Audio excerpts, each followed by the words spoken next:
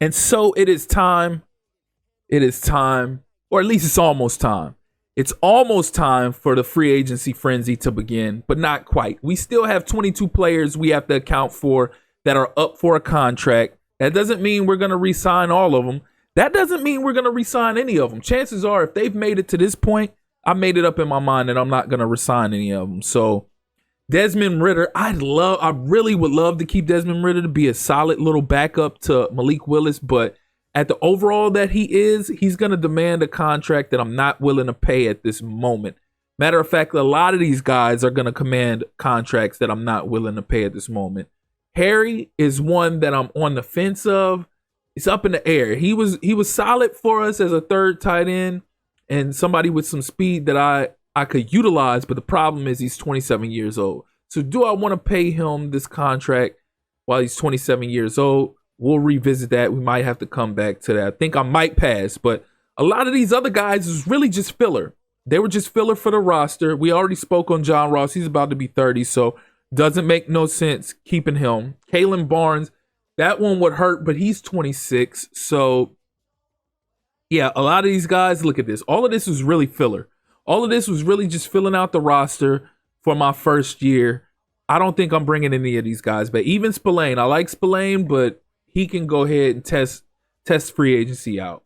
But for the time being, we got a franchise staff we got to address. We have a new offensive coordinator. We have a new defensive coordinator. It's time to start allocating some of these franchise points towards them. The only thing I hate is allocating these points towards them and the possibility of them leaving in the offseason. Because as you guys know, our online league is about half users, a little bit more than half users.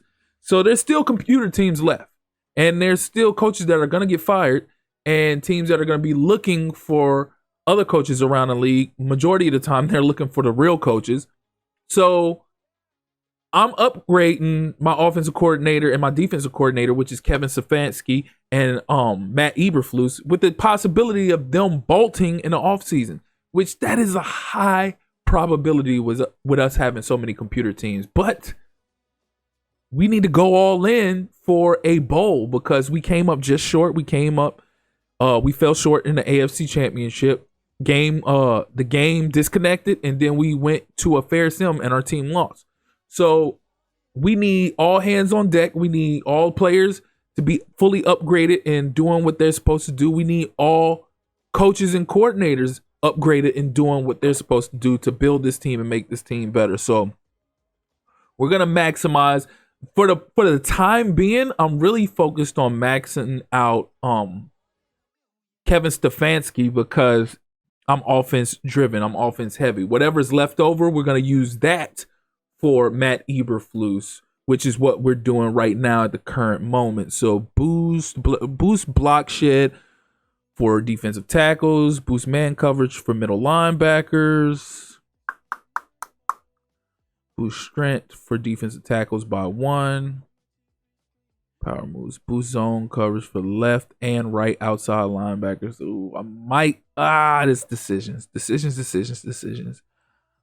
We're going to go ahead with the right side for the middle linebackers, the D tackles. I'm going to roll with that. So we only got 10 staff points left over, so we're going to have to let that sit and marinate. But that's good for now. I think it's about time we can go ahead and jump into Marquise Bell walked out. Okay, so the Cowboys are letting Marquise Bell go. They letting Ezekiel Elliott. Ezekiel Elliott is walking. Broncos about to lose their left outside linebacker. Really?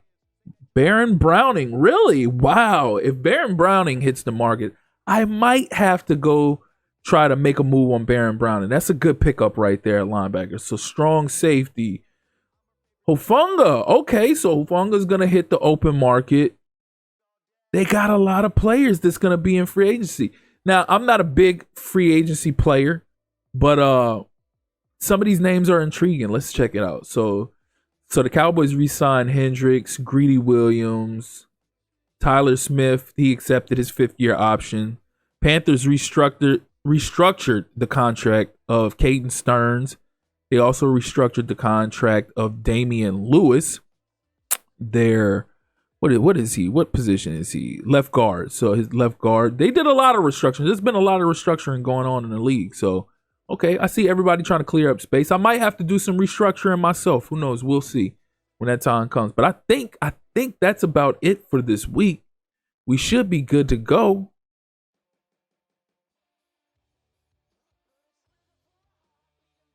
Okay, we're gonna go ahead and roll ahead. Advance. It is officially free agency frenzy.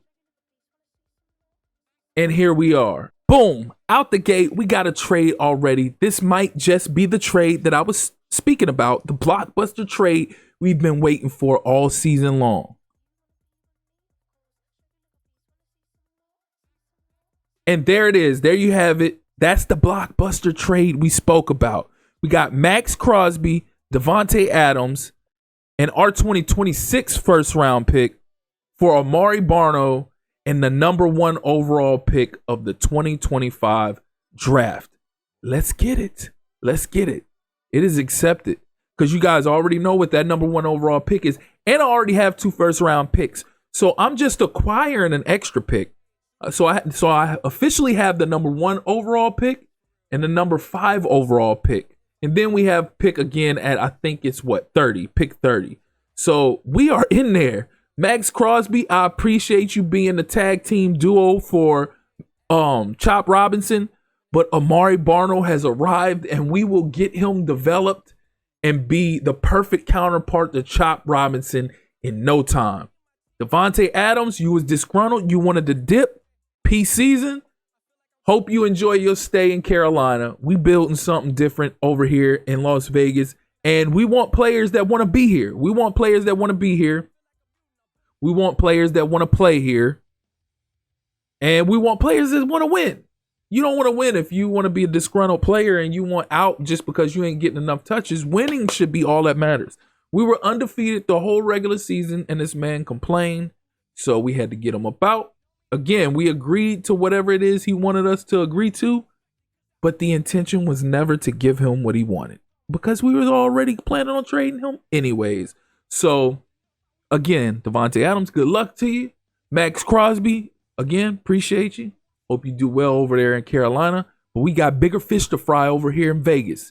So, right now, we got to finish filling out our favorites list with these players that are in the draft class. We got Cam Ward, KJ Jefferson, DJ Uiagalelei, Ali Gordon, Quinshawn Judkins, Jalen Ott, Donovan Edwards, Travion Henderson, Devin Neal, Ashton Genty, Travis Hunter, T-Mac, Ibuka, Jimmy Horn Jr., Harold Perkins, Will Campbell, Jalen Milroe, Luther Burden III, Rondé Gadsden II.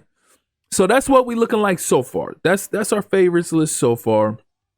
We'll check up on their combine numbers later on. Well, we got some of the combine numbers right here.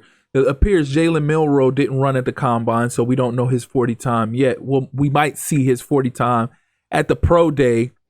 Let's see. But a lot of these other guys, they did attend the combine, or they did at least run at the combine. So as far as these running backs are concerned, it looks like a majority of these guys ran. We got a couple really fast guys there. Jaden Ott ran a 4.34. Oh my God. So we got another 4.34 in Jaquez Stewart. We got a lot of 4.3s. I saw a lot of 4.3s in there. I saw some 4.38s. There goes a 4.38 right there. What is it? Tuafili. You got some 4.4s in there. We got some fast backs in this draft. So it'll be intriguing to see what these pro day results end up looking like. Receivers. Looks like a majority of these guys ran a 40. We got a couple 4.3s in there. Luther Burden ran a 4.37. I saw a 4.34 in there and a 4.31. So this class is going to be extremely fast. It's going to be extremely stacked. I'm just now realizing the cap space that we have after getting rid of Max Crosby and Devontae Adams. We went from having $24.8 million in space to now we have $52.2. Let's go. Being the GM that we are, maneuvering. Now, see, it's still saying the number 1 pick is Michael Williams, but I'm assuming once mock draft 5 drops, this all will change. They'll show the number 1 pick there. which it then should be Travis Hunter, and then it should show us with Ashton Genty at 5. Now, what we do at 30, I'm not sure yet. Only time will tell. But that might be it for this week. I think I'm about done with this week. I don't think I have anything else left to do. Nah, that's it. That's it. We're going to go ahead and cut it right there. As always, if you're here for the first time or you're returning and you haven't liked or subscribed already, please do so. Click that notification tab so you can stay up to speed with not only this Raiders rebuild, but other Madden 25 content as well. Again, as always, I appreciate you all for tuning in. That's been my time. Till next time.